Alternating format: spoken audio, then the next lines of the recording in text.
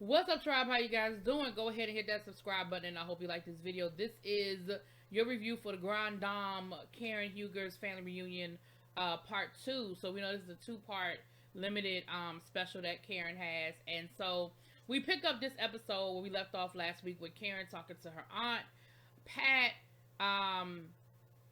telling her, listen, the children are concerned about is there a succession plan and what the plan is, and she said, listen. Um, I don't have a problem. Maybe I haven't been as open as I should have been in the past to a plan.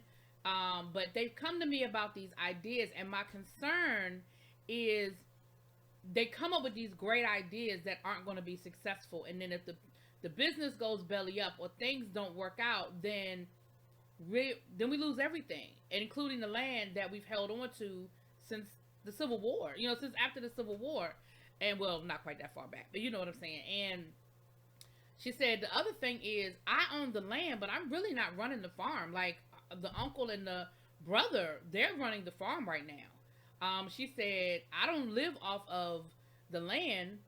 I mean, I don't live off of the profits from the farm because right now the farm really isn't making that much money. But my former husband, I think he passed away. She said he did very well, and that's how I'm living. So yes, I own the land, lock, stock, and barrel. I own everything, but I have allowed my brother and uncle or cousin to operate on the land.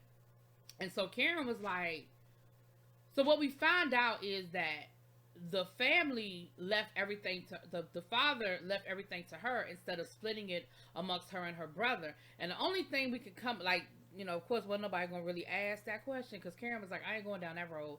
That's a rabbit hole. I'm not jumping in. But what we find out is, or it seems like, when her parents got sick, her and her husband moved in with them. They gave up everything and they moved in with them to take care of them. And maybe that's sort of why she got control of everything. I'm not really sure. Now, the producers asked, has that caused any sort of strife between you and your brothers? And she was like, no, we get along fine. But I feel like that's the compromise, though. I own the land, but you run it. I feel like that was the compromise. And maybe because she didn't need the money financially, maybe she made an agreement with them to say, hey, whatever you guys make, you keep. I don't know, because clearly I'm not in that conversation.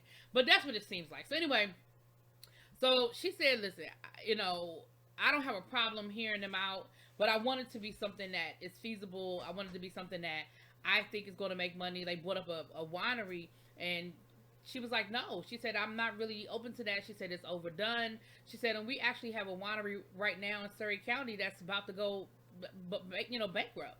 And that's just not what I want for the family. She said, but I am open to the conversation. I'm open to hearing the plan. I'm open to there being a plan.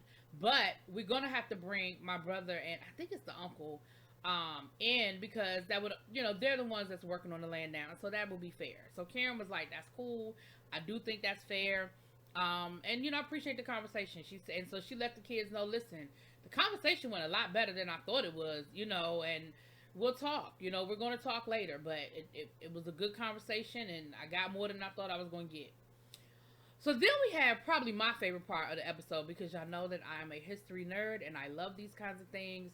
Karen, Raven, and Aunt Pat went down to the Historical Society in Surrey County to really get the family history. And Karen said, I honestly was never really all that concerned about it. I knew my family could trace our, go back to the Civil War, and I knew that, we got the land and, all of that. But honestly, I was really never really interested in the ins and outs. But Reagan wants to know, and so I'm going to hear it. I think Karen has done what a lot of people do, is that we romanticize the history because, like in Karen's case, her family walked away with a lot of land at a time, and we're able to hold on to it at a time and in a place where that wasn't always the case, right? And that doesn't mean it didn't come with any, without any struggles, without any, issues. So we find out that the records are there. It goes all the way back to the Civil War. It goes all the way, the Freedom Papers, and like even when they were explaining how, when if slaves were free, they had to carry papers. One, they had to register the paper at the courthouse, and then they had to keep a copy on them. And if they got caught without their freedom papers, it would be a problem. Same thing goes if you got a pass. If you were a slave on a plantation and you had a pass to go into town or to go to a neighboring plantation to do work or visit a family member or a wife or whatever, you had to have a pass. And if you ain't had that pass or it didn't look legit, baby, it was a whole world of problems for you. And so Karen, I'm not saying she was surprised by it, but again, I think it was one of those just like sock it to them kind of things. So what we find out is, going all the way back to Karen's great grandmother, we found out that they're biracial, that her great grandmother had 3 sons, and all 3 of those sons were the product of, she was the housekeeper for the not Wooten. Wooten is Karen's family now. Her owner, the guy that she worked for. Karen sort of romanticized it to say, hey, she was smart, and she told him, for every son I sire for you, you're going to give me X amount of land. That's just not how it went down.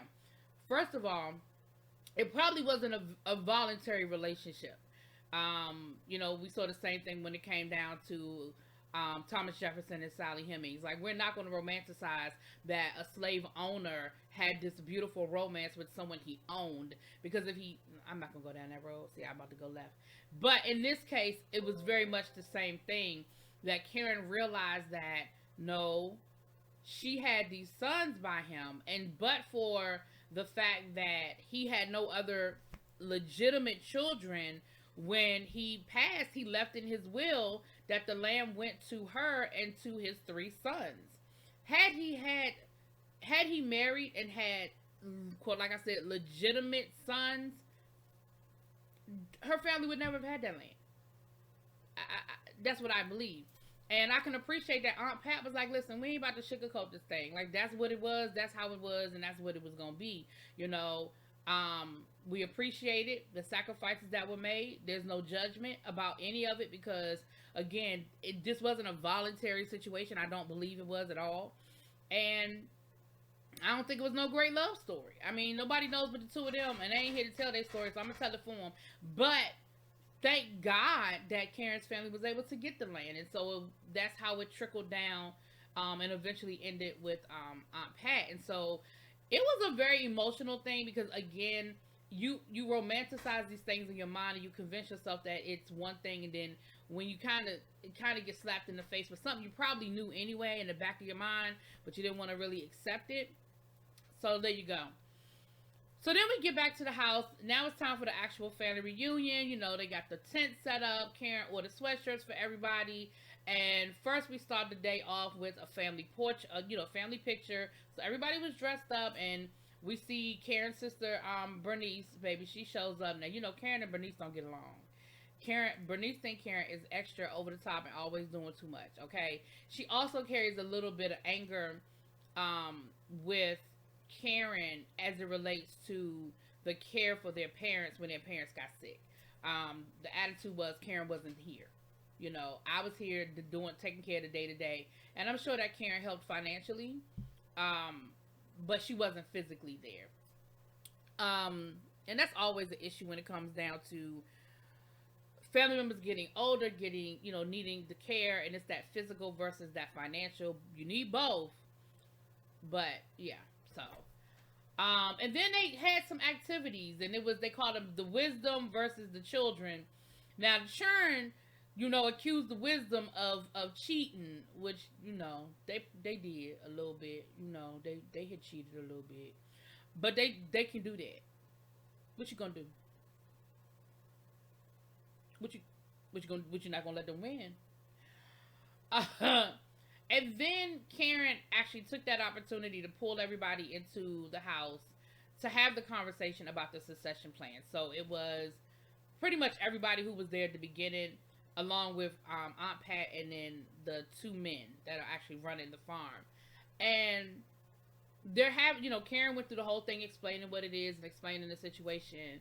And I do feel like they really, whatever they did, they figured it out. because it didn't seem to be any nastiness or negativity or any type of grudges to be held. Like they seem like they very much were like, yes, this is it, and yeah, we do need to figure it out. You know, we do need to have these conversations. Baby, after all of that, Pat gonna say, oh yeah, my bad, I forgot to tell y'all, I got a will. Karen was like, ain't that a daggone succession plan? You got a will? So why are we having this conversation? But I do think that they were able to have a conversation about what the vision was, what the kids have a vision. And I think that the vision they have is actually a really good one. They want to create like a place where people can come like and do touristy type things. And I'm gonna be honest with you, he, you know, the nephew was saying, you know, they could build a corn maze, and the brother was like, yeah, you know, a corn maze, and the people, the family people go through it, and then the nephew was saying, and then we could have an area where, you know, people can, down by the lake, where we can have wine and charcuterie board and cheese, and, you know, and host, you know, events and stuff like that. And I'm gonna be honest, I really think that might be the future. Surrey County is not that far, and I will be honest with y'all, not too far from my house, they have a whole maze situation. And in the fall, the lines are down the street for people that want to go in and do the pumpkin patch and go through the corn maze and pick apples and do all of that stuff. And then they do a whole Christmas thing at Christmas time. Now, I don't know what they do the rest of the year. But again, if, you know, they do set up different things, and they build, even like if it's like a barn, but like a fancy barn. Like on the outside, it looks like a barn, so you get that rustic feel, but on the inside, it's really nice. You could host receptions, you could host parties. And I'll be honest, I would travel. Me and my friends would travel to Surrey County and spend the night, you know, and have events and do wine tastings and that kind of stuff. We would do it. And again, remember, they're not that far from Williamsburg and the, you know, all that other stuff that's down there. Like, people would do it. You market it right, you put it out there, and let's go ahead and just call a thing a thing. It wouldn't hurt if Karen's name is somewhere on there. I mean, she has a fan base. It just is what it is. So I think it was a great idea. And the other thing I'm going to say too is this is what families need to do more of. I would say black people, but everybody, but because I'm black, I'm gonna say black people. We need to have these conversations, because at the end of the day, land is the one thing that we just can't make more of. And once it's gone, it's gone. You know, listen. This is the stuff that families need to talk about. And we don't need to wait until somebody dies to find out what the plan is and if there is a plan. The kids are older. The kids are old enough to start. You know, and again, if they come to you with the right preparation, the right plan in place, let's do it. Anyway, I think this was a really good special. And I'm going to be honest with you. I think the ratings were pretty decent. And I think that this is a great place to be able to step into another, like a full-fledged spinoff. Like, this could step into, what is the next step? Are they going to build a tourist area? Are they going to build a reception? Maybe Karen lending her name to it and setting up a 10-episode or a 6-episode real spinoff, showing them actually going through the process of setting it up, and then the final episode being the opening of this, whatever the event is, right? I mean, it could work. It could be that. It's gotten a lot of positive feedback. More than I thought it was going to get, if you really want me to be truthful about the matter. Anyway, y'all let me know what y'all think. I'll talk to y'all later. Peace.